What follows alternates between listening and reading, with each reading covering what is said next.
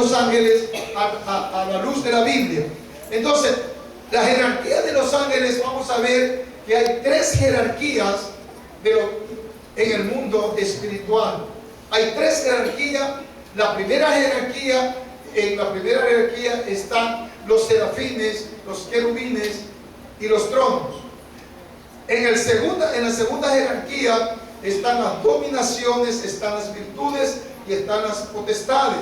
Y en la tercera jerarquía están los principados, los arcángeles y los ángeles. Entonces quiero que pongan mucha atención, ¿verdad? Y vamos a desarrollar uno por uno, lo vamos a ir desarrollando. Vamos al primero, que es la primera jerarquía. La primera jerarquía es el primer coro. Los serafines es el primer coro de la primera jerarquía, porque son 9 coros que hay. Y si usted ve dentro de las jerarquías, usted debe ver que hay 9. 9 en las Biblias también hablan que son los 9 coros que están delante de Dios, que son los serafines, los querubines, los tronos, las dominaciones, las virtudes, las potestades, los principados, los arcángeles y los ángeles. Eso se llama coros, por si acaso usted no vaya a entender en la Biblia. Primer coro, segundo coro, o sea, son coros de ángeles que alaban a Dios. Y el primer coro que alaba a Dios son los serafines. Por eso son 9 coros. Pero nosotros ahora vamos a ver las jerarquías de los ángeles, ¿verdad? Entonces, ¿qué es la angelología? La angelología o la angelología. Uno dice angelología, otro dice la angelología. ¿Qué es la angelología? Es la parte de la teología sistemática que estudia la naturaleza y clasificación de los ángeles. ¿Está claro? Ella en sí, la angelología viene a estudiar la naturaleza, la clasificación de los ángeles dentro de la doctrina general. No, los ángeles se dividen también en los ángeles de Dios y los ángeles caídos. ¿Está claro? Ahí tenemos dentro de la doctrina general, los ángeles son unos seres celestiales, unos sirven a Dios y otros son los ángeles caídos. Ahora, la creencia dice que los ángeles de Dios son aquellos que sirven a Dios, así como los cristianos, que el verdadero cristiano viene y alaba y sirve a Dios, y el que es medio cristiano más le sirve a Satanás que a Dios. Pero aquí, los ángeles caídos, en cambio, la creencia dice que los ángeles de Dios sirven a Dios y los ángeles caídos son aquellos que sirven a Satanás. Los ángeles caídos son aquellos que ya vimos, creo, cuando vimos los espíritus encarcelados. Estos ángeles caídos son aquellos que los siguieron tras de Lucifer, tras su caída. Ellos son los ángeles caídos, aquellos que se fueron tras de Lucifer. Tras él se fueron, eligieron ellos seguir a Lucifer. Así usted elige. Estos ángeles decidieron y eligieron seguir a Lucifer tras su revelación, al rebelarse contra su creador. La persona que se rebela contra su creador, hay hijos que se rebelan contra sus padres, estos están endemoniados, están siguiendo a Lucifer. Por eso estos ángeles caídos decidieron seguirle, es a Lucifer. Cuando él cayó, decidieron, cada quien decide a quién seguir. Dentro de esos ángeles caídos están dentro de la tercera jerarquía, de todas las jerarquías.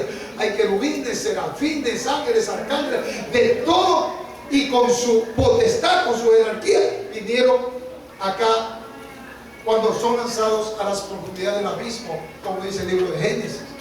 Pero los que se rebelan, ¿quiénes fueron lanzados? ¿Quiénes son los ángeles caídos?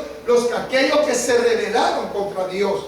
Y a veces nosotros nos rebelamos contra los padres, se rebelan contra el pastor, se rebelan con todo el mundo. Y aquellos que se rebelan contra Dios es porque ya está contaminado. Escucha bien, los ángeles que cayeron y se fueron con Lucifer, es porque se contaminaron con Lucifer. Lucifer fue, esto ya les expliqué, fue y murmuró, diciéndole que él no estaba de acuerdo, que Dios no era tan piadoso, que él no estaba de acuerdo a la manera como manejaba el reino arriba, y él quiso hacer su propio trono arriba. Y ahí fue que Dios dijo, no, el momento que se rebeló contra su padre, contra su creador, porque él lo crea como un ángel de luz, no un demonio. El que crea los demonios es él. Lucifer es el fundador y creador de los demonios, porque él crea el orgullo, crea la soberbia, para que todo el orgullo, ¿verdad? De ahí nace todo eso. ¿Pero por qué? Porque se rebela contra Dios, se rebela contra su creador. Por eso usted no puede rebelarse contra sus padres, contra su pastor, contra sus líderes, contra los que están aquí en una posición espiritual más arriba que usted. Usted tiene que respetar. O sea, la persona que se rebela contra alguien es porque hay que sacar esos espíritus inmundos. Esos se llaman espíritus inmundos. Amén, hermanos. Nadie aquí tiene espíritus inmundos para parar y ver si ministramos. No, gloria a Dios. Escucha. Entonces, en la primera jerarquía, ¿qué es lo que funciona? ¿Cómo funciona la primera jerarquía? Se cree que estos ángeles que les sirven a Dios son consejeros divinos. O sea, se cree que estos ángeles, estoy hablando todavía no de los serafines, estamos hablando de la primera jerarquía, o sea, serafines, querubines y tronos. Se cree que estos ángeles lo que hacen es servir a Dios, y a su vez son consejeros divinos. Y aún más, en cambio, para la teología cristiana son los más divinizados. O sea, para la teología cristiana, estos ángeles de la primera jerarquía son los más elevados, son los más divinos, son los que están después de Dios, nada más. O sea, después de Dios están los serafines, tienen la jerarquía más alta. Por eso es que reciben de primera mano. Son los serafines, estos ángeles, los que reciben de primera mano todas las bendiciones y todo lo que Dios tiene que darle. O sea, ellos son los primeros que reciben de primera mano directamente, que reciben la iluminación de Dios. Los serafines, los querubines, los tronos. O sea, esta primera jerarquía, estos ángeles son los que reciben primero la iluminación de la deidad, la iluminación de Dios. ¿Está claro, hermanos? ¿No? Ahora, vamos a ver en la primera jerarquía el primero, que son los serafines. Pongan mucha atención, te ha avivado, esto es para estar bien avivado. Los serafines, es el primer coro de la primera jerarquía. Los serafines, estos serafines son los encargados de cuidar el trono. Miren, los serafines son los encargados de cuidar, de estar allí controlando, ¿verdad?, el trono de Dios. Y ellos son que, además de cuidar el trono de Dios, están alrededor del trono de Dios, porque dice que los serafines están por encima cuidando todo el trono de Dios, ¿verdad? Y están en constante alabanza continuamente con sus alabanzas. Es decir, es continuo, es día tras día, noche tras noche, conforme esté en el cielo, ellos pasan es alabando y glorificando a Dios. Esa es la función de los serafines. Mire, ¿y usted cuánto tiempo alaba? 3 minutos. Si usted para ser un serafín, el serafines pasa eso, esa es la función de cuidar. Se dice también, además de rodear el trono de Dios, es los que regulan el movimiento de los cielos. Mira, los serafines, además de cuidar el trono de Dios, de rodear el trono de Dios, son los que regulan el movimiento de los cielos que emana de Dios. O sea, ellos regulan el movimiento que hay en los cielos, que está regulado por Dios. Escuche bien, o sea, usted va haciendo un resumen, porque usted va a entender hasta para poder explicar a alguien. Los serafines son los que regulan, el movimiento de los cielos Y este movimiento de los cielos, ¿de dónde viene? De Dios. Pero Dios es el que manda a sus emisarios. En este caso es Dios el que le dice a los serafines: tú tienes que tener, primero, rodearme el trono mío, y a su vez cuidar todo el movimiento que sucede en los cielos. Estamos hablando del tercer cielo, no del segundo. Amén. Se lo representa también, escúcheme, se lo representa también con 3 pares de alas. Se lo representa con 3 pares de alas. Con dos se cubre su rostro, con otros 2 se cubren los pies, y con los otros 2 ellos vuelan. Ahora, usted me preguntará: pero pastor, ¿por qué se cubren el rostro? Porque a unos serafines tienen que cubrirse el rostro, porque el resplandor que emana Dios, ni ellos lo pueden resistir. Se quemarían, se fulminarían. Los serafines, es tanto la gloria de Dios, es tanto el resplandor de Dios, que con las 2 alas tienen que cubrirse, porque no pueden soportar el resplandor que emite Dios en su gloria. ¿Está claro? Entonces, los serafines, lo vamos a ver, vamos a ver muchas citas bíblicas. Pues usted tiene que estar anotando. Yo quería dar más superficial esto, pero Dios me llevó hasta ahora en la madrugada, porque recién me acosté a las 5 de la mañana y yo estoy aquí fresco como una lechuga. Yo le apuesto que alguien se queda hasta las 5, ya no viene. Para poder dar, yo tengo que primeramente instruirme, y instruirme con Dios, instruirme con el Espíritu. Entonces me llevó a estos pasajes que hay que, para entender esto, vamos a tener que discernir versículo por versículo. Aunque nos demoremos en 3 etapas esto, pero tenemos que ir aprendiendo bien, no superficialmente. Entonces, los serafines son mencionados. Usted va a decir: ¿dónde se ven los serafines? Los serafines están en la Biblia. Y ahí los primeros son mencionados en Isaías 6, del 1 al 7. A Isaías, ponme de la Reina Valera. Si yo te digo, ahí nomás me cambias cuando yo se lo diga. A las otras 2 Biblias. Entonces, son mencionados en Isaías 1:6. Los serafines, mira que los serafines son los que llevan los juicios de Dios a la tierra. Escucha, los serafines son los que llevan el juicio de Dios a la tierra. Por eso, miren, por eso a veces los católicos han creído que ellos siempre han creído que hay que pedir a los arcángeles, porque ya vamos a ver que hay arcángeles, ¿verdad? Los arcángeles, los serafines, los querubines, son entes espirituales que están designados para cumplir funciones. No es que Dios lo hace, Dios ordena lo que Él ya se decidió hacer. ¿Me está entendiendo?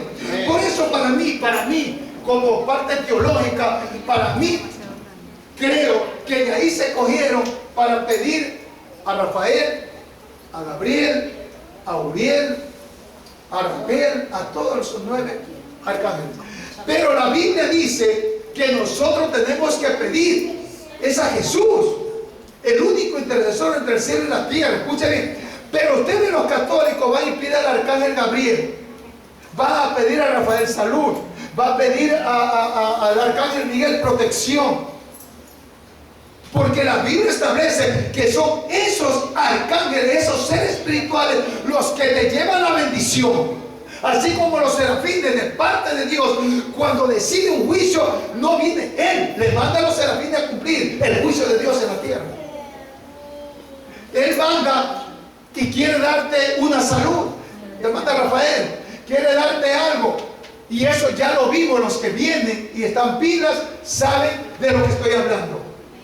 Porque cuando Daniel quiso algo, Gabriel fue el que se lo llevó y tuvo que pelear Miguel para que esa bendición venga. Yo voy a preparar bien eso para que la gente entienda de que la bendición ya fue dada. Dice que hace 21 días, apenas Daniel abrió su boca, ya la bendición ya estaba dada. Se la dio a Gabriel. Pero el problema es que Gabriel no podía traer y tuvo que defenderlo, tuvo que acudir a su auxilio el arcángel Miguel para batallar. Que había, que dice, había arriba. ¿Qué había arriba? Un principado. Eso está pegado. Un principado del reino de Persia. Un principado. Y hablamos de que los principados son los que gobiernan un país, gobiernan una nación, gobiernan una ciudad. Entonces, ya la bendición ya está. Tu bendición ya está. Lo que tú has pedido ya está. El problema es el campo espiritual, que al final se atravesó un gobernador, una potestad de las tinieblas, y la bendición no te ha llegado, pero que te va a llegar porque el ángel que está designado, ese está peleando por ti. No sé si me está entendiendo. Dale un fuerte aplauso al Señor. Pero fuerte, hermano. Entonces le hago este preámbulo porque ya dice, cuando usted no puede pedir a María. Hay arcángeles, como vamos a ver en la Biblia, que le cuidan a María, la madre de Jesús, no de Dios. Entonces, cuando usted pide a Dios. Hasta yo me instruyo de que Dios te da la bendición. El problema es cuando llega la bendición. Si a Daniel le demoró 21 días que llegue, porque él le ha pedido por su nación de Jerusalén que estaba completamente perdida. Pero se apareció en un principado.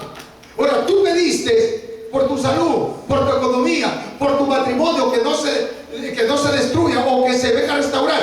Pero hay un gobernador arriba que se está oponiendo, pero que tarde que temprano el ángel designado, ese triunfará sobre el mal.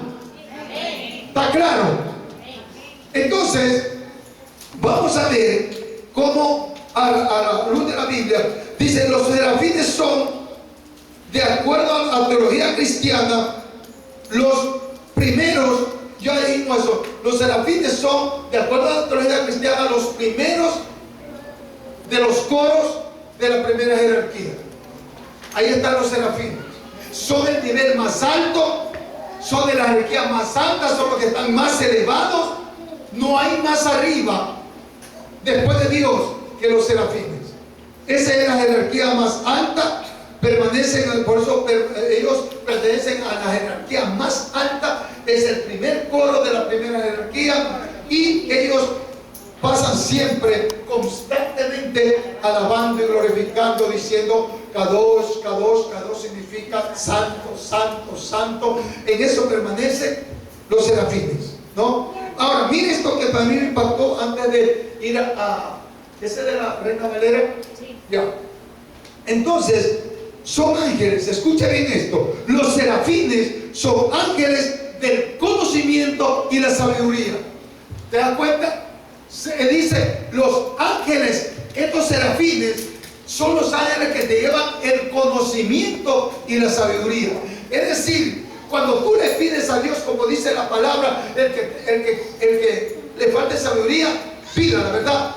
Entonces, no es que Dios te lo da, Dios ordena al serafín que te vaya y te dé la sabiduría y te dé lo que te precisa. ¿Me está entendiendo?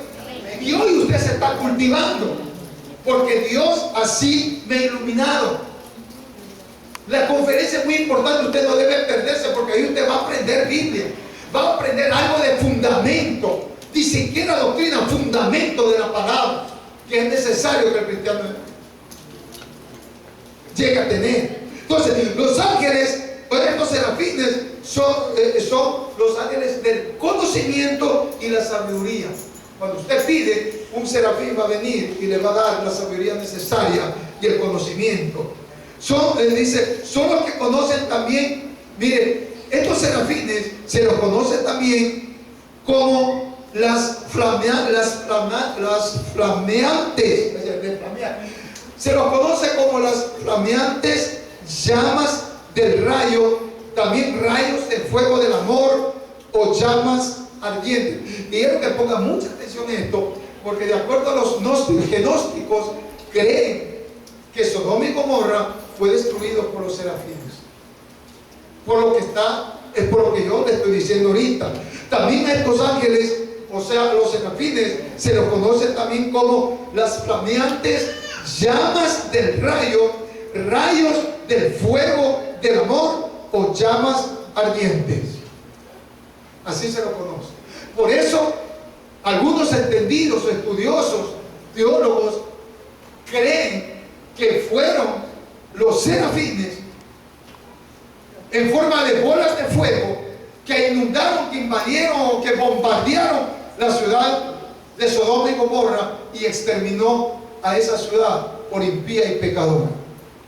¿Por qué? Porque acuérdense que fueron unos ángeles y ellos quisieron abusar de ellos.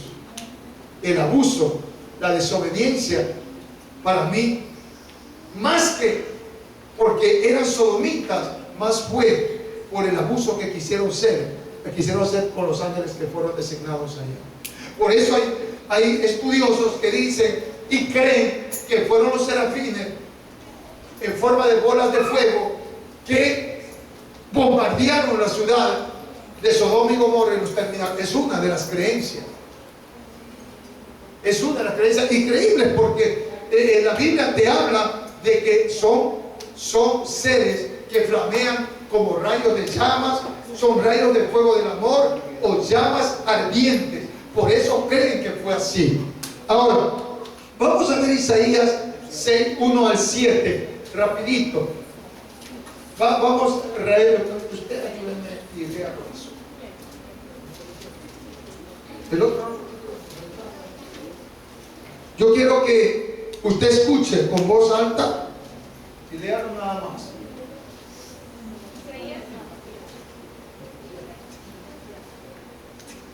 Préndelo.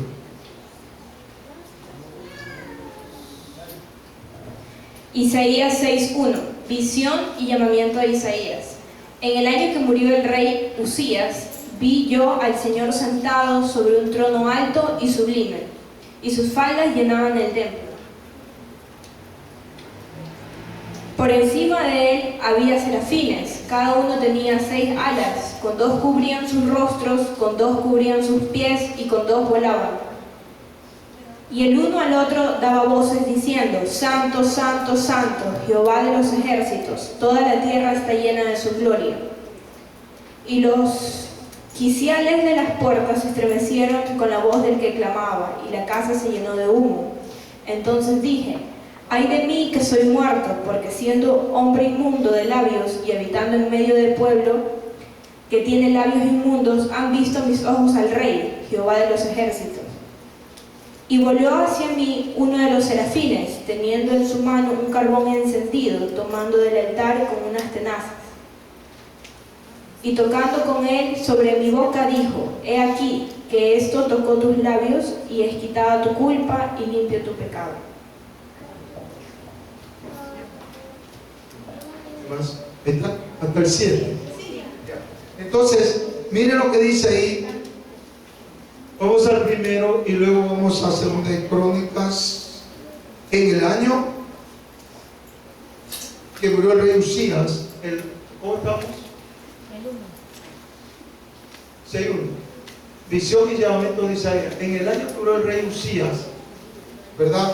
Pero acuérdense de esto. Dice: en el año que murió el rey Usías, el año que murió el rey Usías, de acuerdo a los entendidos, el año que murió el rey Usías fue aproximadamente en el año 740 antes de Cristo murió Usías. El año 740 antes de Cristo murió el rey Usías.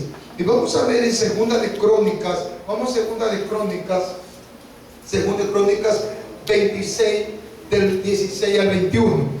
Vamos a ver citas bíblicas. Por eso es necesario que usted traiga un cuaderno, especialmente los que están estudiando. Esto se adelanta a los que están estudiando el discipulado. Traiga su cuaderno, traiga pluma a las conferencias, porque usted se puede hasta dormir. Porque si usted está anotando, usted no se va a dormir. Yo no he visto gente que esté durmiendo y está escribiendo. El que está escribiendo está despierto. Se le va a dar pereza estar solamente oyendo. Usted está escribiendo, está alimentándose de lo que yo le estoy diciendo. Por eso cuesta aprender. Vaya. Entonces estamos en Segunda de Crónicas 26. Vamos a aprender con Biblia, le dije. Por eso tienen que tener Biblia. Todos tienen que traer Biblia acá. Segunda de Crónicas 26, 16 al 21. Rápido. Mas cuando ya era fuerte, su corazón se enalteció por su ruina, porque se rebeló contra Jehová su Dios, entrando en el templo de Jehová para quemar incienso en el altar del incienso.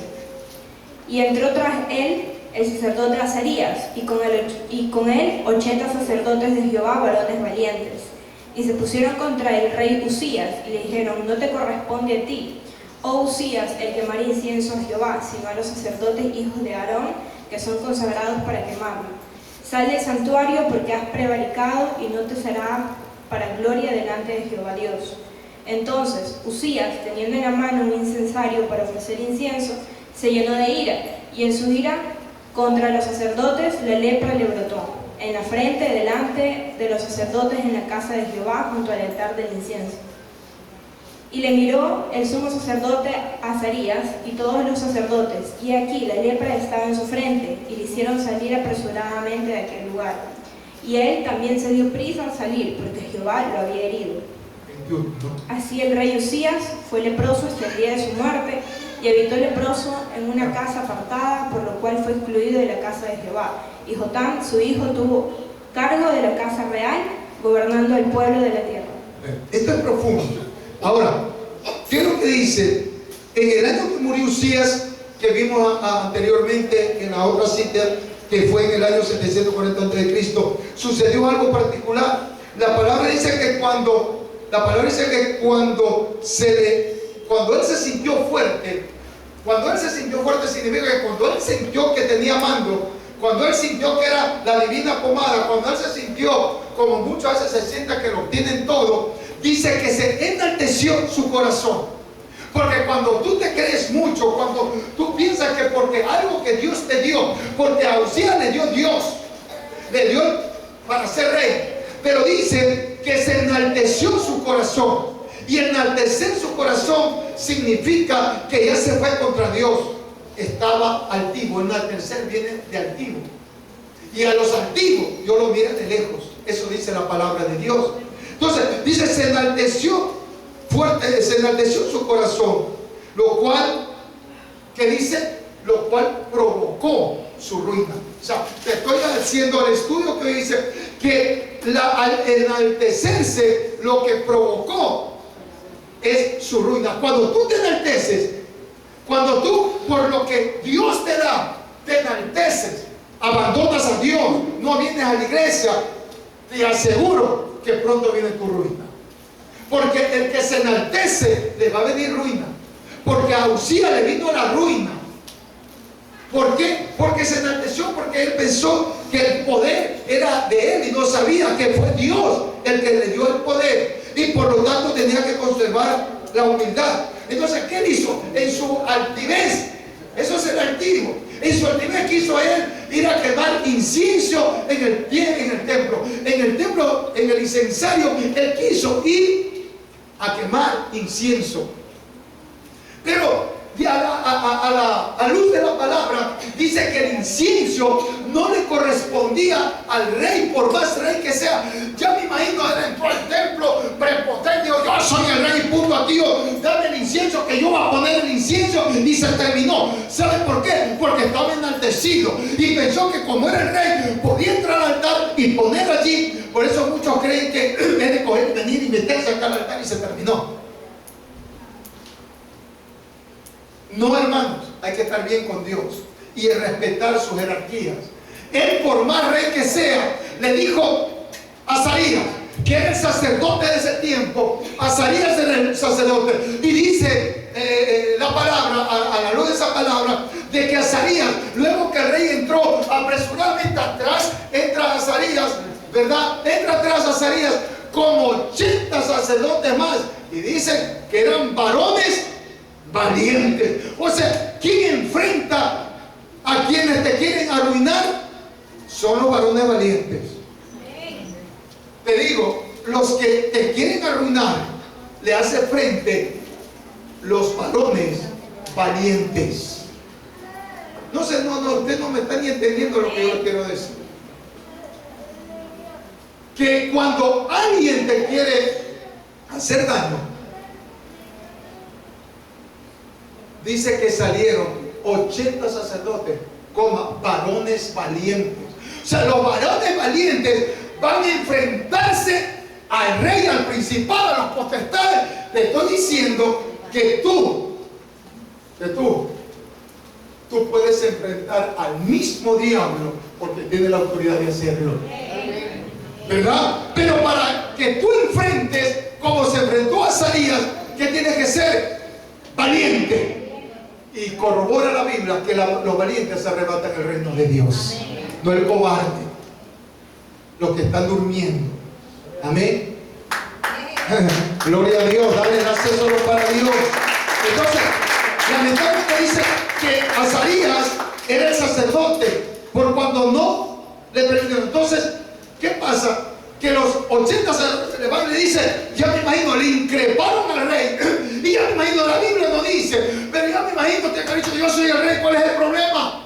Yo aquí ordeno, aquí hago, y a la final me quisieron sacar a los sacerdotes. Pero los 80 sacerdotes, incluidos Azarías, le dijo, tú no tienes nada que hacer aquí. A ti te está prohibido, tú puedes ser el rey, pero está prohibido. Solamente los sacerdotes consagrados, hijos de Aarón, son los únicos que pueden prender incensario. Nadie más. ¿Me entienden bien? Amén. Nadie más. Los sacerdotes consagrados, hijos de Aarón, eran los únicos que podían poner y encender incensario. Pero ¿qué dice la palabra? Que eso les llenó de ira. Cuenta donde yo voy a ir. ¿A dónde te lleva la ira? Dale gracias que estamos en la gracia. Eso estamos hablando del tiempo donde Dios actuaba él solo y no estaba Jesús. Pero quiero que te des cuenta la dimensión de la gracia, pero no vivas haciendo tonteras camuflándote en la gracia, porque Dios cualquier rato te va a dar lo que te mereces. Pero quiero ver a la luz de la Biblia de que dice que se llenó de ira, y esa ira hizo que Dios inmediatamente lo castigara y le diera una enfermedad que fue una lepra en la frente. Eso dice la palabra. Fue leproso al instante. Imagínese usted cuántas veces se ha hecho de airar hasta con el pastor. Ahí él se airó contra los sacerdotes. Yo soy un sacerdote aquí. Se airó con el sacerdote, y por airarse contra el sacerdote, inmediatamente le salió lepra, y con lepra murió en la ruina. Imagínense cuántos de ustedes estarían con lepra si no estuviera Jesucristo por en medio. ¿Me está entendiendo? Hubiera cualquier cantidad de leprosos, pero sí te digo, no abuses de la gracia de Dios, porque un día te va a caer lepra. Dios no quiere. Y la lepra significa diferentes cosas. Pero tu enfermedad, no tienes para vestirte, no tienes para comer, estás en la ruina. Pero que te quiero dejar claro de que él, siendo rey, se fue a la ruina leproso por algo, orgulloso, altivo. Él dice, no, yo soy el rey y yo voy a poner el incienso. Y Azarías dice, tú no puedes. Solo los sacerdotes consagrados, hijos de Aarón, ellos pueden ser incensarios. Así que, entonces, ya me imagino, él tiene que haberse enfadado de tal manera que a la final le quiso sacar a los sacerdotes de la casa. Amén. Pero, dice la palabra, que él murió leproso. Eso es lo que dice la palabra, que murió leproso. Dice, pues Dios había herido con lepra y fue leproso hasta el día de su muerte. Hasta el día de su muerte fue leproso. Entonces evitemos eso. Ahora, sigamos con la visión de Isaías 6:1-7. Dice, cuando estamos hablando de Isaías, dice, vemos que después, mire, vemos que después de la visión que está teniendo Isaías, después de la visión. Ahora, él ve serafines.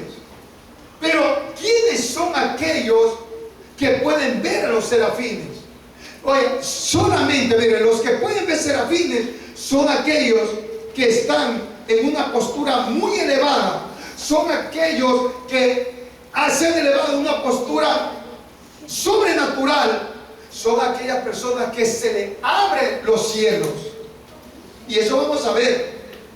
Se abren los cielos. En otras citas vamos a ver ya mismo cómo se abre. O sea, ¿quiénes son? Isaías fue un bendecido que se le abrió en la visión, se le abren los cielos. Es decir, solo a las personas que se le abren los cielos, ellos van a ver la gloria de Dios. Como muchos cuando tienen visiones, una visión, fue una visión de Isaías. Y en la visión vio los serafines. Pero entonces para ver los serafines, tienen que habérselos abierto las puertas, abierto los cielos. Si no se abren los cielos, usted no puede ver serafines. Usted puede ver al diablo, sí, al querubín. Usted puede ver al querubín caído, pero a los serafines no. Amén. Gloria a Dios. Escucha, los serafines usted no los puede ver. Solamente si alguien tiene una visión y ve serafines, dele gracias a Dios, porque los serafines no los ve cualquiera. Son solo aquellos que por misericordia se le abren los cielos. Ellos ven a los serafines. Entonces dice que se le abren los cielos. Dios le limpia primero. ¿Qué le limpia? Le limpia de todo pecado. ¿Estamos en la cita? Ya, se le limpia de todo pecado. ¿Por qué cree que dice que le pasa un carbón encendido? Para limpiar el pecado. Imagínense, a ustedes hay que pasarle un saco de carbón encendido. Dígame, hermano. Dice que le pasó un carbón encendido. Y en ese momento él queda libre de su pecado. O sea, él es limpio, Isaías, en la visión. Dice, un carbón encendido. Dice que fue con una tenaza, cogió, ¿quién? El serafín. No cualquiera, un serafín fue el que cogió con tenaza y le pasó el carbón encendido. ¿Quiere que yo le pase un carbón encendido? Claro, eso está hablando en el campo espiritual, de forma figurada. No que usted va a coger, se va a poner un carbón. El pastor me dijo que me ponga un carbón encendido y viene a controlar así. No, todo lo que se habla es el sentido figurado, espiritual, donde dice que ponga tenaza y le pasa el carbón encendido, ¿verdad? Pero cuando pasa el carbón encendido, eso significa que Él le limpió todo pecado. Por eso es que cuando Dios manda a su Hijo al carbón encendido y que fue amolado, y que fue crucificado y fue resucitado, Él se te limpia de todo pecado. Jesucristo es tu carbón encendido. Amén. Entonces, imagínense, Dios le dio a Isaías, escucha bien esto, Dios le da a Isaías una misión específica. Dios, atienda bien, le da a Isaías en la visión una misión, un encargo específico, que es proclamar la palabra de Dios. Eso le digo. Fue una misión específica. Y proclamar la palabra de Dios. ¿Qué es lo que nos toca a nosotros hacer? Ir y proclamar la palabra de Dios. Aunque aún cuando sabe dónde le manda, y anda a proclamar a un pueblo que estaba perdido. Su pueblo estaba perdido. Estamos hablando de Jerusalén. Estamos hablando de ese pueblo. Pero Isaías, Dios le dice a Isaías: a ti te encargo la misión de ir y proclamar el evangelio a un pueblo totalmente ciego, sordo, mudo e insensible de corazón, como está actualmente el pueblo. Aún el cristiano, los mundanos peor. Si aún el pueblo cristiano está sordo, ciego y mudo. ¿Y sabe quién hace eso? Satanás. Satanás te pone ciego para que no veas, te pone mudo para que no hables. sordo para que no oiga la bendición de lo que tiene Dios. Pero por eso Él es enviado específicamente para eso. Por eso Él dice: heme aquí, envíame a mí. ¿Cuántos pueden decir eso? Heme aquí, envíame a mí. Es lo que usted tiene que decir. Esa es la misión, lo que Dios le dijo a Isaías. Pero ya digo, le llegó a un pueblo sordo, ciego, insensible. O sea, se le ha ido la sensibilidad. Cuando se va la sensibilidad es porque su corazón está totalmente podrido, contaminado. Amén, de tanta idolatría. Entonces, si nosotros vemos el verso 3, la principal característica de Dios revelada en Isaías, la principal característica de Dios revelada en Isaías es su santidad. Esa es la principal característica. Y le voy a dar por versículo. Eso es el versículo 3. ¿Qué vemos ahí? La característica primordial de Dios, que es su santidad, que significa pureza de carácter.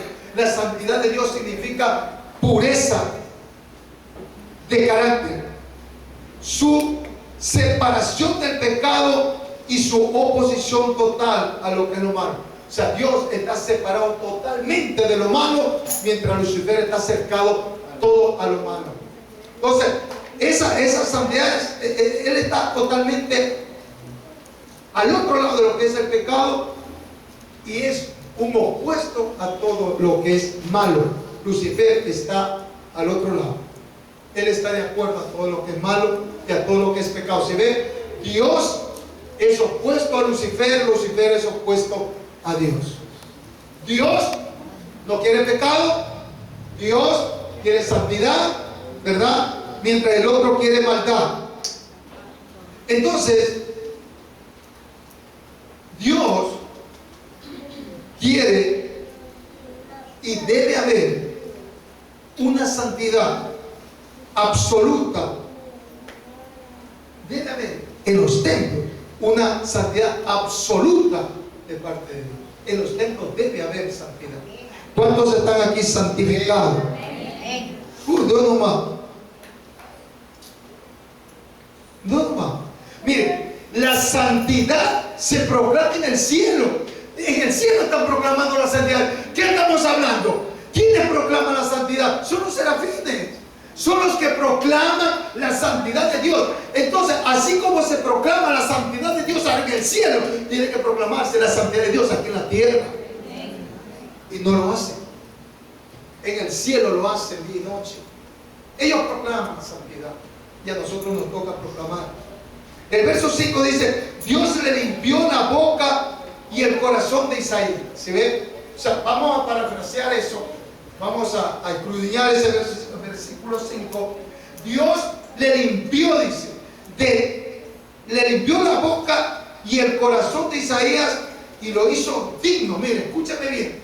Cuando le pasa el carbón encendido, ahí le limpia la boca y el corazón a Isaías, para que sea un digno siervo que te enfrente a la presencia de Dios, porque dice que fue cara a cara con Dios. O sea, usted no puede estar frente a Dios en pecado. Usted no va a pedir a Dios, estar frente a Dios, o querer que Dios le haga algo cuando usted está en pecado, cuando usted anda mal. ¿Me está entendiendo? Entonces, cuando ya es limpiado, entonces ahí le hizo digno de permanecer en su presencia como siervo y como profeta y como santo de Israel. Ahí le permitió. Seguimos parafraseando y viendo el verso 8. Luego de estar, mira, escúchame bien, luego de estar purificado, es que Él dice: heme aquí, envíame a mí. Cuando está purificado es que tiene que, le necesita que vaya a proclamar la palabra de Dios. Entonces, luego de estar purificado, un creyente, luego de estar purificado, ¿cuántos creyentes están purificados aquí? O si no, al último le purificamos aquí, le ponemos agua bendita. Miren lo que le quiero decir, hermano, está atento.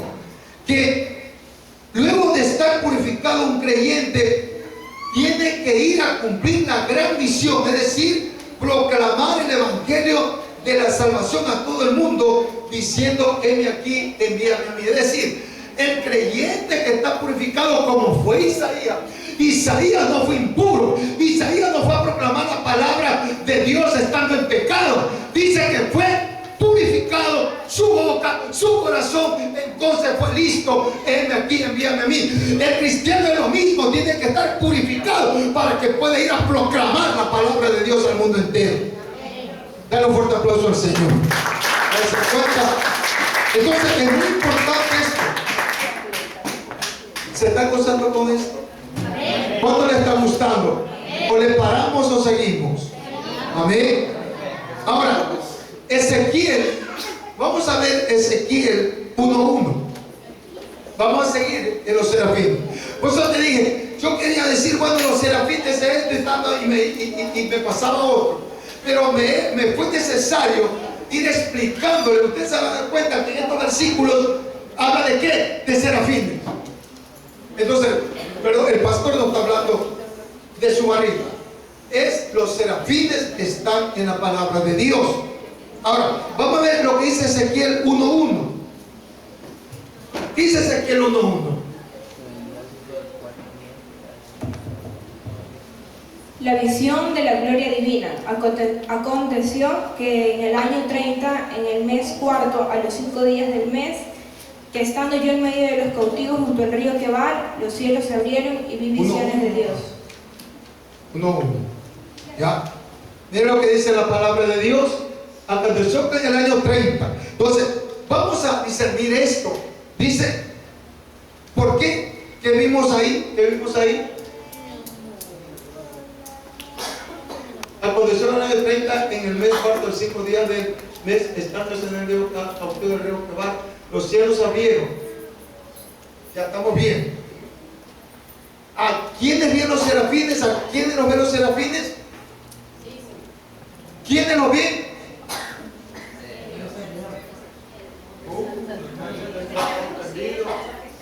Te estoy diciendo que vamos a ver citas bíblicas donde te estoy diciendo que la palabra habla de abrir cielos, que no es invento mío. ¿Me está entendiendo? Voy a volver a leer. Aconteció en el año 30, en el mes cuarto, a los 5 días del mes, estando yo en medio de los cautivos junto al río Quebar, los cielos se abrieron y vi visiones de Dios. ¿Quién ve visiones? Solamente los que se le abren los cielos, los que están a un nivel superior. Tiene que estar sobrenatural. Por eso te estoy hablando con la Biblia. ¿A quién se le abrieron los cielos? A Ezequiel. Se le abrieron los cielos a Isaías. Se le abrieron los cielos a Jeremías, a Oseas. Aquí se le abrieron los cielos. A mí se me han abierto los cielos. Por eso he tenido muchas visiones y se han cumplido. Tiene que abrirse los cielos, y eso no es un superdotado, es santidad. Aquí no es de superdotado. Aquí el cielo se abre cuando el Dios ve que tú eres de un corazón sincero y puro. Cuando quieres servirle a Dios, los cielos se van a abrir. Entonces dicen los entendidos que probablemente cuando habla del año 30, se refiere, eso dicen algunas teorías, que se refiere a los años que tenía el profeta. O sea, tenía Ezequiel en ese entonces 30 años. Es lo que dice una parte de la teoría. En aquella época, él estaba viendo, mire, en aquella época, él estaba viviendo entre los exiliados. ¿Cuáles eran los exiliados?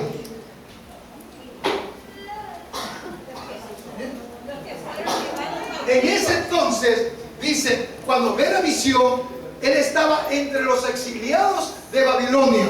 O sea, estaba exiliado en Babilonia. Él llegó 6 años antes de Daniel y 11 años antes que se destruya completamente Jerusalén. Él estaba cautivo. Quiero que pongan mucha atención. Él estaba cautivo, porque él estaba también dentro de los que estaban exiliados en Babilonia. Por eso te digo que él llega 6 años después. Acuérdese que le llevan cautivo, pero no es que destruyen de una a Jerusalén. 11 años después de haber destruido Jerusalén, él llega. Porque Nabucodonosor poco a poco fue destruyendo Jerusalén.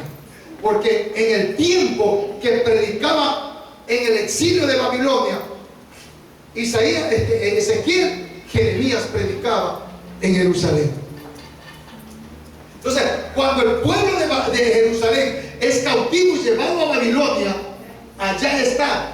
Luego que poco a poco iban llevando gente, pero quien gobernaba, quien ministraba desde Babilonia era Nabucodonosor, ¿verdad? Entonces Nabucodonosor tenía el mando en Jerusalén. Por eso en Babilonia estaban un poco de exiliados, y ahí dentro de ellos estaba Ezequiel. Y a Ezequiel se le permite predicar el evangelio, la palabra de Dios, ahí mismo en Babilonia, en el tiempo de Nabucodonosor. Mientras tanto en Jerusalén predicaba Jeremías. Amén, hermanos. Como le dije, él llegó 6 años. Él llegó 6, él llega, después de 9 años de haber estado también en Jerusalén. Después de 9 años, o sea, fue Daniel el que fue primero. Acuérdense que cuando lleva cautivo, se lo llevan a Daniel y a otros más. Ahí se fue. Pero luego, no es del 6, después de 9 años de haberse ido Daniel, vuelven a traer exiliados a Babilonia. Y en ese exilio, después de 9 años de haberse llevado un poco, en los cuales estuvo Daniel, se lo llevan a Ezequiel, después de 9 años.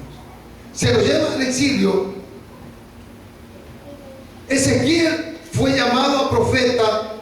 Mire, fue llamado a profeta en medio del cautiverio, en medio de la tempestad, en medio de la tribulación, en medio de lo que tú estés pasando. Dios te va a hacer un llamado. No me está entendiendo. Que en medio de tu vicisitud, en medio de la tormenta, en medio de la tempestad, Dios va a hacerte un llamado. Dios va a hacer tu llamado. Dale un fuerte aplauso al Señor. Porque en medio de eso fue llamado profeta durante el cautiverio, predicando la palabra a los exiliados de Jerusalén. Y al mismo tiempo, como le dije, Jeremías predicaba en Jerusalén. Los entendidos dicen que Ezequiel predicó por lo menos, coincide, no sé, pero los entendidos dicen que Ezequiel predicó por lo menos 27 años en Babilonia, que coincidentemente también los entendidos dicen que Jeremías, antes del cautiverio, él predicó 27 años, predicó Jeremías antes que Nabucodonosor a Babilonia. Mire eso. O sea, coincidencia, pero dicen los entendidos que aproximadamente 27 años predicó Ezequiel en el cautiverio, en el exilio. Pero si nosotros vamos a pegar la Biblia, los entendidos dicen que fueron 27 años que predicó Jeremías, pero predicó antes que fueran al exilio. Antes él ya predicó 27 años Jeremías y luego fueron cautivos. Amén. El cautiverio en Babilonia, mire, el cautiverio en Babilonia duró aproximadamente 70 años. Pero para ser más concretos, de acuerdo a los estudiosos, de acuerdo a lo que a la teología, más que todos los estudiosos de esto, dicen que aproximadamente fue 70 años, porque es desde el año 605 a.C.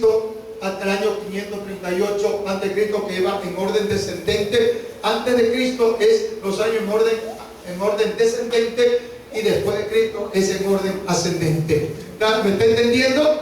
Entonces, en orden descendente, si los entendidos dicen que fue del 605 hasta el 538 a.C., eso me significa matemáticamente que fueron exactamente 67 años que estuvo cautivo el pueblo de Jerusalén en Babilonia.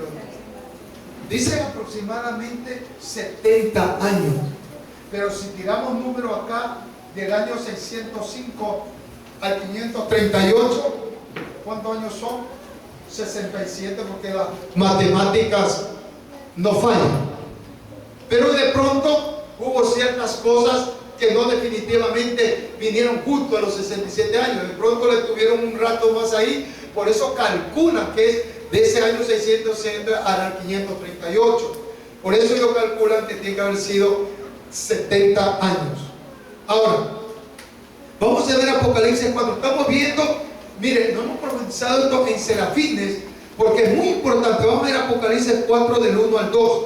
Estamos viendo serafines, estamos viendo cielos abiertos. ¿Me está entendiendo? Cielos abiertos. Eso tiene que darse cuenta, que en lo que estamos viendo en la primera jerarquía de los serafines, estamos viendo a todas las dos cosas, que especifica serafines y especifica que hay cielos abiertos, y que a cualquiera no se le abren los cielos. ¿A quién se le abren los cielos? A los que están rectos ante los ojos de Dios. Amén. Ahora vamos a la adoración celestial. Después de esto miré y he aquí una puerta abierta en el cielo. Y la primera voz que oí, como de trompeta, hablando conmigo, dijo: sube acá y yo te mostraré las cosas que sucederán después de estas. Y al instante yo estaba en el espíritu, y he aquí un trono establecido en el cielo, y en el trono uno sentado. Ya, ¿qué dice ahí? Vuélvete al 4.1. Dice: después de esto miré. ¿De quién está hablando allí? ¿Quién está hablando allí? ¿Quién está hablando allí? ¿Quién está hablando ahí? Juan. Ya no es Ezequiel. Apocalipsis es la revelación que le dio Dios a Juan. No Juan el Bautista, a Juan. Con el Bautista es otro. Entonces, miren lo que dice. A Ezequiel se le abrieron los cielos. A Juan, ¿qué dice ahí? Después de esto miré y aquí una puerta. A Juan se le abrió una puerta en el cielo, y por eso pudo ver lo que vio. O sea, usted no puede ver algo si el cielo no se le abre, y no se le abre el cielo a cualquiera. Por eso tu finanza no tienes, tu matrimonio, tu salud, no. ¿Sabes por qué? Porque los cielos no se abren, tienen que abrirse. Es en cielos abiertos que viene tu bendición. Por eso cuando yo predico digo que tenemos que caminar bajo la gracia y bajo cielos abiertos. ¿Cuántas veces he predicado que tenemos que caminar bajo cielos abiertos? Y cuando tú caminas bajo cielos abiertos es porque tú vas a tener visión y vas a tener bendición. Bajo cielos abiertos. Entonces, muchos de los entendidos, miren esto, dice que para este entonces, hablando de esto, muchos de los teólogos más famosos dicen que cuando esto haya acontecido, ya la iglesia ya ha sido arrebatada. Escúchame bien. Cuando esto acontezca, y te voy a dar las razones el por qué, yo confirmo con la palabra que ya la iglesia ya no está. La iglesia ya fue arrebatada. Te voy a decir nuevamente. Muchos te dicen que para ese entonces, para lo que está hablando Juan, su iglesia ya ha sido arrebatada. Esto se prueba porque el arrebatamiento sucederá antes del periodo de la gran tribulación. ¿Me está entendiendo? El arrebatamiento de la iglesia tiene que suceder antes de la tribulación, porque la iglesia no puede quedarse en la tribulación. Se quedarán los que no vienen a la iglesia, los que se quedan durmiendo, descansando. Pero la Biblia dice que en la gran tribulación ya no estaremos el pueblo de Dios. Su iglesia, su novia, su esposa ya no estará. Seremos arrebatados en gloria. Entonces, dicen muchos de los teólogos que ya no estará, porque el arrebatamiento sucederá antes del periodo de la gran tribulación. Se cree, ahora, ¿por qué se cree que es así? Por las siguientes razones. Yo sí quiero que borre lo que esté arriba, porque es muy importante para mí esto que usted anote. Esto a mí me costó estar horas de horas estudiando las escrituras. Miren, te voy a dar las razones, el por qué bíblicamente ya la iglesia no está.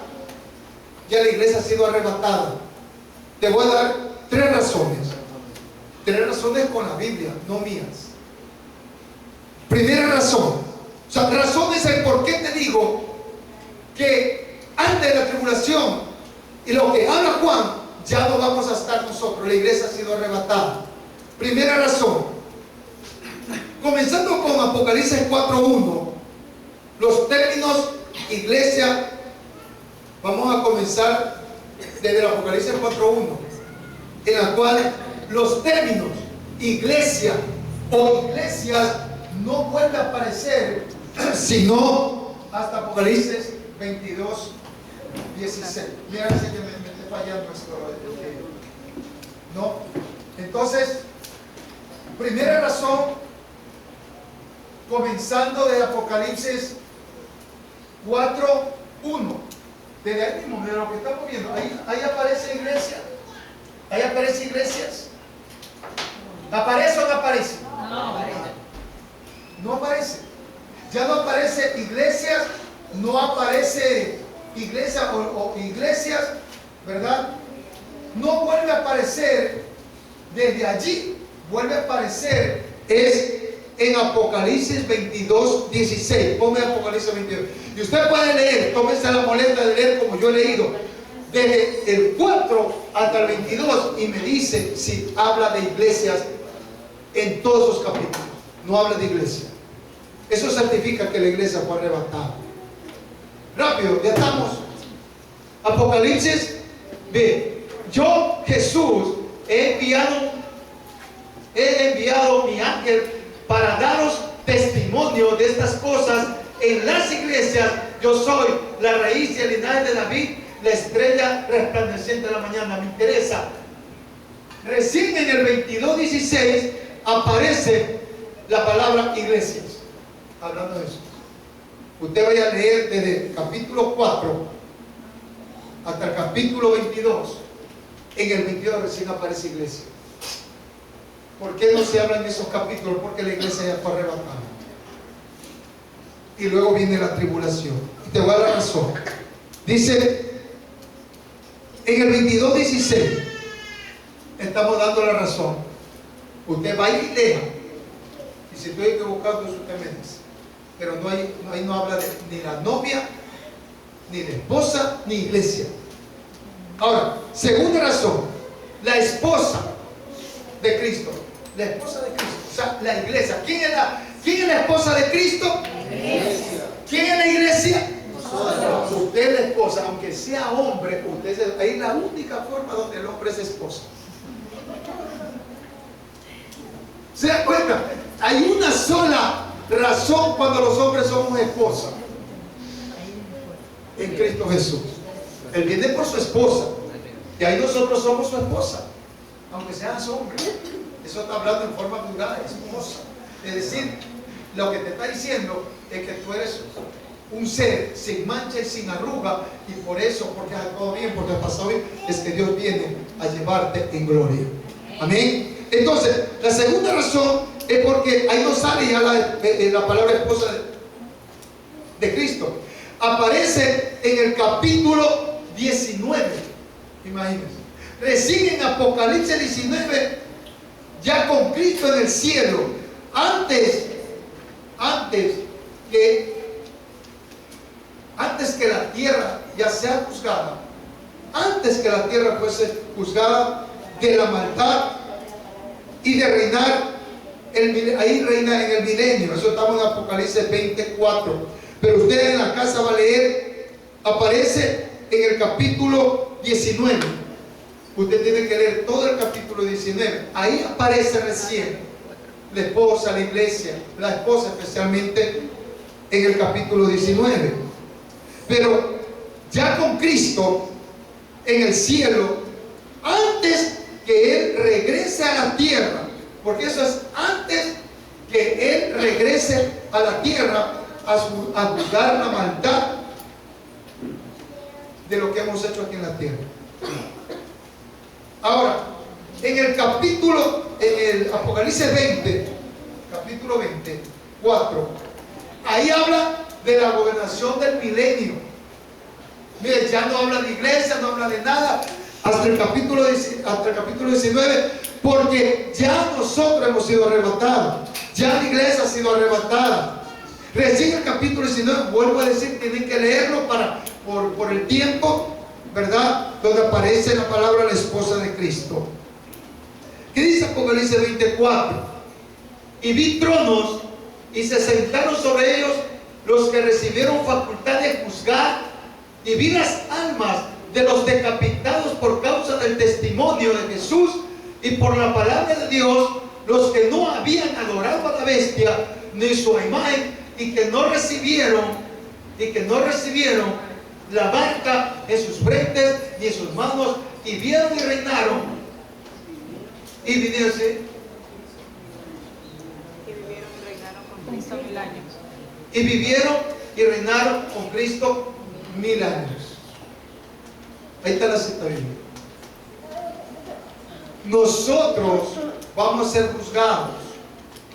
Primero, nosotros vamos a ir arriba y vamos a venir en gloria.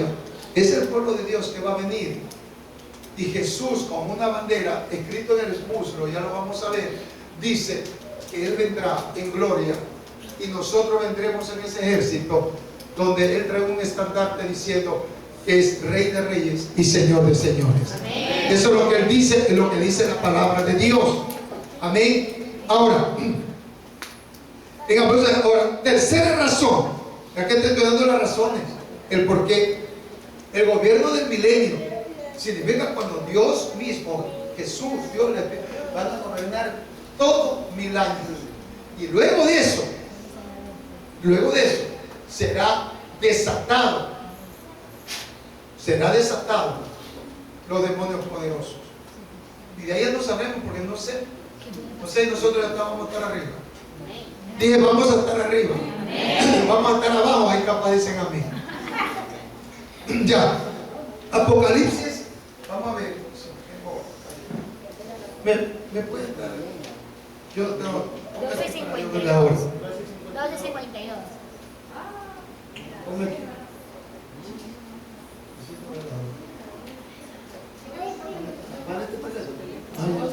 Gloria a Dios. Ya, entonces escúchame bien. Apocalipsis, en tercera razón, la promesa. Pues espera que le estoy dando con citas bíblicas. La razón es el por qué. Cuando Juan habla en Apocalipsis 1:2, ya la iglesia no está. Para que usted sepa explicar, que no le metan gato por liebre. Pero esto es para el que quiera aprender. Para el que no quiera aprender, pues está bostezando, ¿no? En Apocalipsis 19, tercera razón, la promesa que se le da a la iglesia de Filadelfia es muy importante, trascendental. Porque la promesa que se le da a la iglesia de Filadelfia de guardarla de la hora de la prueba, y esto aplica a todos los creyentes, lo que Dios le dice a la iglesia de Filadelfia, que Él lo guardará en la hora de la prueba, va también para nosotros. Él nos guardará en la hora de la prueba. Lo que le dijo a la iglesia de Filadelfia es para nosotros, que se mantiene, o sea, el que se mantiene fiel en Cristo antes de la tribulación. Eso te está diciendo. A la iglesia de Filadelfia le dijo que Él le va a ayudar, le va a guardar. Y lo mismo es para los creyentes que nos hemos guardado y hemos creído hasta que venga la tribulación, hasta antes de la tribulación. Él nos va a guardar. Eso dice Apocalipsis 19:11. O sea, tenemos una promesa que Él nos va a guardar en la hora de la prueba. Él nos va a guardar en la hora de la prueba. Y no está hablando de esa prueba nomás, en cualquier prueba.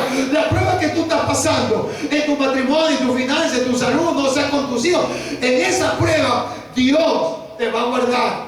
Él ya nos profetizó en la iglesia de Filadelfia que Él nos guardará en la hora de la prueba. En la prueba que tú estás pasando, Dios te va a guardar, Dios te va a dar la victoria. Solo tienes que creer y confiar y estar recto ante los ojos de Dios. Él te guardará en el día de la prueba. Apocalipsis 19:11. Entonces vi en el cielo, el cielo abierto. Otra vez, cielo abierto. ¿Se da cuenta? Cielo abierto. ¿Quién está hablando ahí? Juan. Juan también se le nuevos cielos. Cielo abierto. Y aquí un caballo blanco el que lo montaba se llamaba Fiel y Verdadero, y con justicia juzga y pelea. ¿Quién es ese? ¿Quién es ese? Ahora vamos con convicción.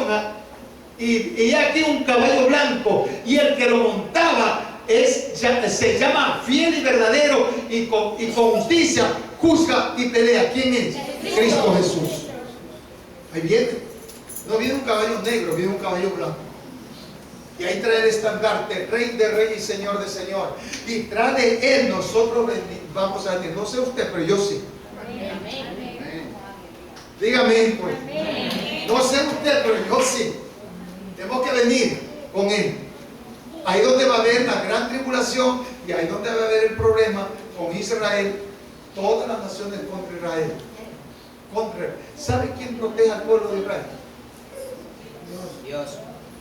¿Por medio de quién? Yo sé que es Dios, pero ¿por medio de quién? No. De las arcanas.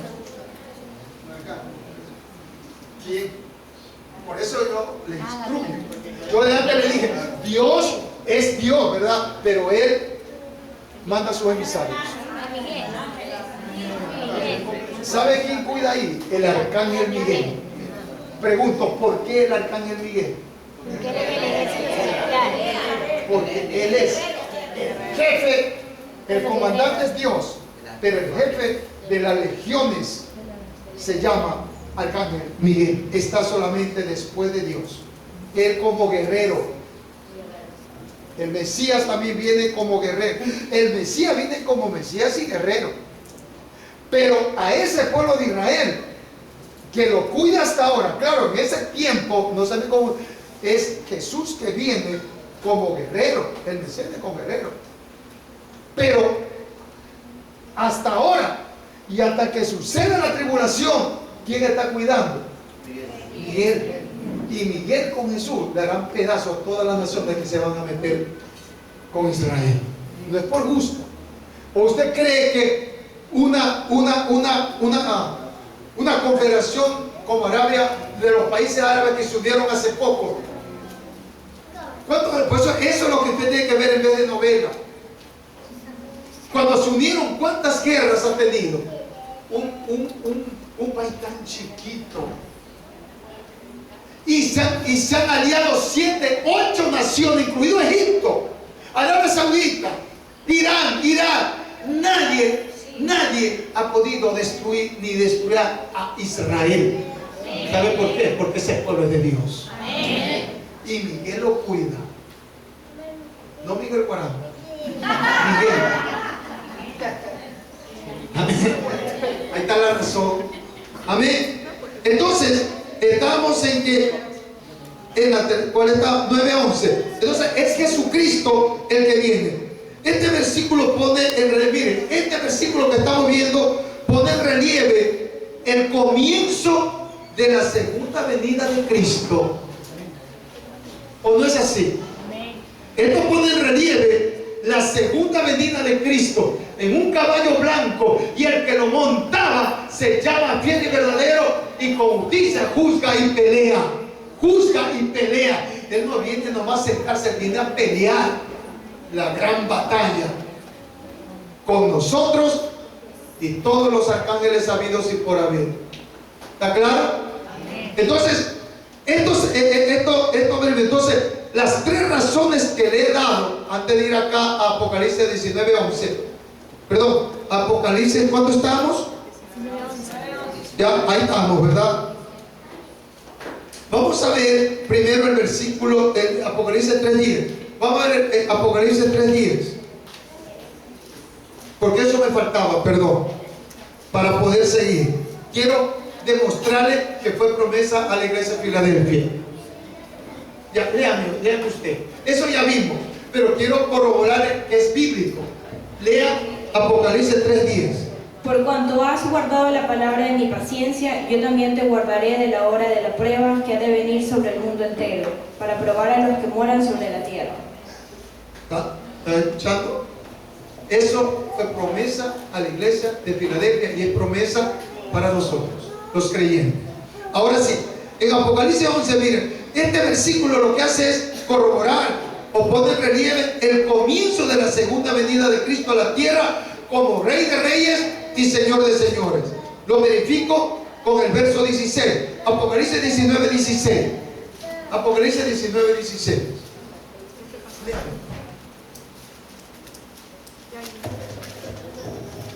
Y en su vestidura y en su muslo tiene escrito este nombre: Rey de Reyes y Señor de Señores.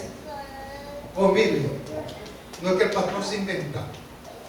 Ahí dice que va a venir en su muslo escrito Rey de Reyes y Señor de Señores. Veamos segunda de Tesalonicenses 1 del 7 y 8. O sea, él viene del cielo, ¿verdad? En ese versículo pues viene del cielo como Mesías y guerrero. Así va a venir Jesús. Ahora vamos a ver segunda de Tesalonicenses 1, 7 y 8.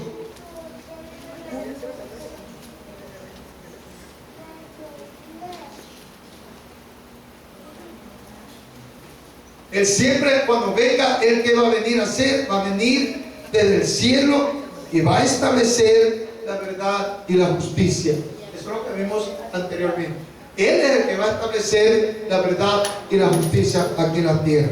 Según Tesalonicenses 1, 7 y 8. Y a vosotros que sois atribulados, daros reposo con nosotros, cuando se manifieste el Señor Jesús desde el cielo con los ángeles de su poder, en llama de fuego, para dar retribución a los que no conocieron a Dios, ni obedecen al Evangelio de nuestro Señor Jesucristo.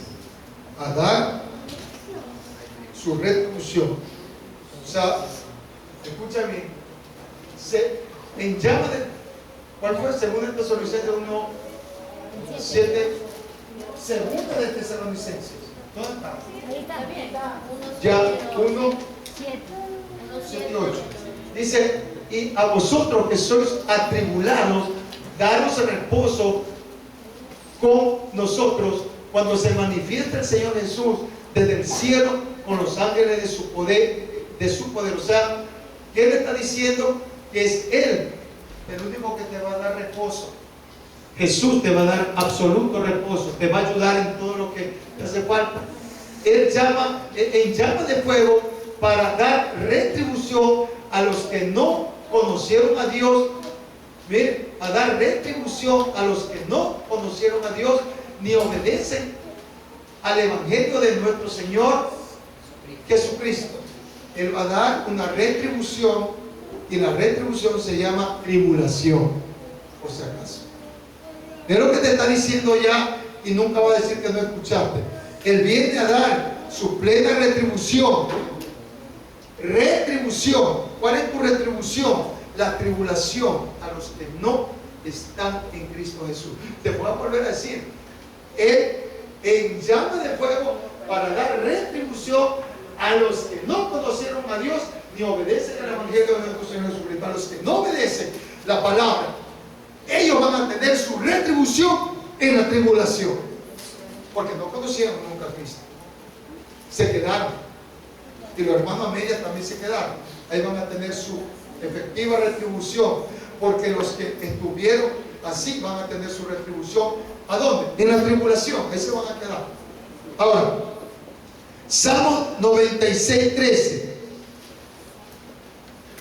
Él es que va, como le dije, Él el único que te va a hacer, a dar justicia, te va a hacer justicia, y juzgará a las naciones. Él va a juzgar a las naciones y Él, solo Él, va a luchar contra todo el mal antes que venga el gobierno del milenio. Te digo. 96:13. Delante de Jehová que vino, porque vino a juzgar la tierra, juzgará al mundo con justicia y a los pueblos con su verdad. Amén. Juan 5:30. Juan 5:30.